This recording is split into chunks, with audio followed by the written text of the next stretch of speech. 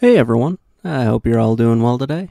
This time we're going to be talking about Turtles in Time on the Super Nintendo. Our story is pretty simple here. You're trying to stop the Shredder from doing some evil scheme, and then you end up getting sent through time. That's pretty much it. The story is going to be very similar to Hyperstone Heist, because Hyperstone Heist is loosely based on this game. This is something that I easily could have seen play out on one of the Saturday morning cartoon shows, especially in the late 80s and early 90s when I was watching.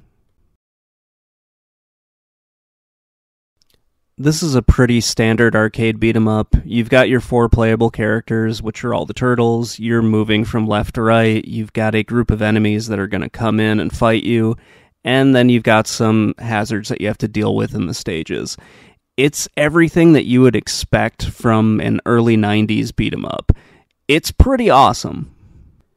There are a couple of extra modes in this besides just your standard arcade beat-em-up.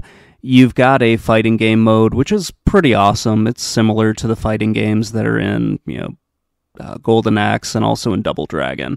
It's not going to be anything amazing, and it doesn't really have to be. It just has to be kind of fun and a nice little add-on for the home consoles. There's also a time trial mode, which is pretty cool. I didn't play those for this playthrough because I just wanted to focus on the game, but it is neat that they're there.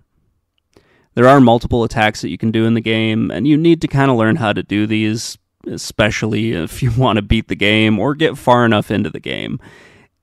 Or if you want to get to certain parts. Like, there are some stages where you have to throw your enemies at the screen. It's a pretty awesome idea to do this, and yeah, I like it an awful lot. Watching the boss patterns is pretty important. There is quite a bit of strategy in these games, especially when you're trying to find the weak points and just whatever the hell the boss is doing. It can be a little frustrating at times until you figure it out, so maybe try multiple playthroughs and then you'll get the hang of it. Some of these stage hazards were rather annoying for me. I kept having flashbacks of playing the arcade game and having those stupid balls rolling down the hallways in the apartment complex. That one always frustrated me. And on the first stage here, you've got the stupid construction balls that keep hitting the road. And yeah, I really hated that. Turtles in Time is a really good beat-em-up. This is my favorite one on the Super Nintendo. Admittedly, I have not played all of them, but I don't see any of them really beating Turtles in Time. It's much like how I felt with Hyperstone Heist. Even though I think Hyperstone Heist looks a little bit better, Turtles in Time might play a little bit better.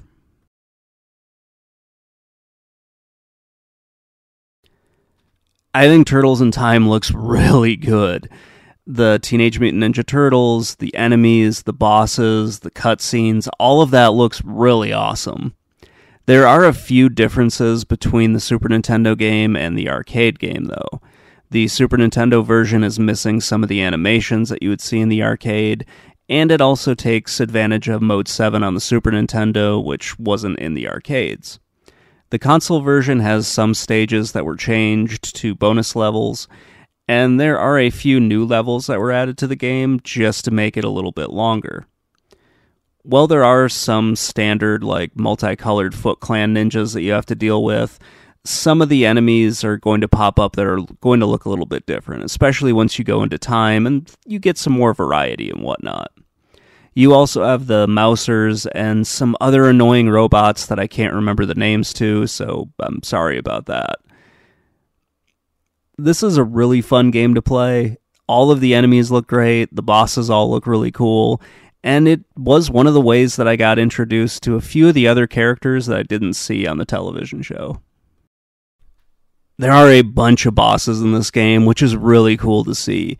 They're taken from the comics, the cartoon, and also from the movies, which was pretty amazing to see, just the fact that they're getting acknowledged in some way, because I kept waiting for them to show up in the cartoon, and that just never happened.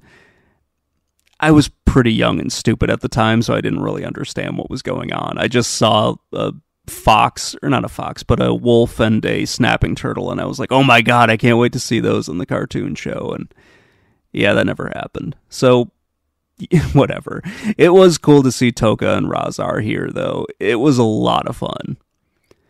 The stages all look really great. They kind of get a little bit more unique once you go on into the game, especially once you start going through time. Early on, though, it seems like it's just a standard Turtles game. You're going through a construction site, then a city, and then eventually you get to the Technodrome. Wow, okay. Just going to stumble over that word and keep going. It's a really beautiful game. I love it an awful lot. Overall, I just really like the way it looks. It isn't as good looking as the arcade game, but it really doesn't need to be, and it never needed to be, at least in my opinion. I've yet to see one of these Teenage Mutant Ninja Turtle games that just looks terrible. They all look really good.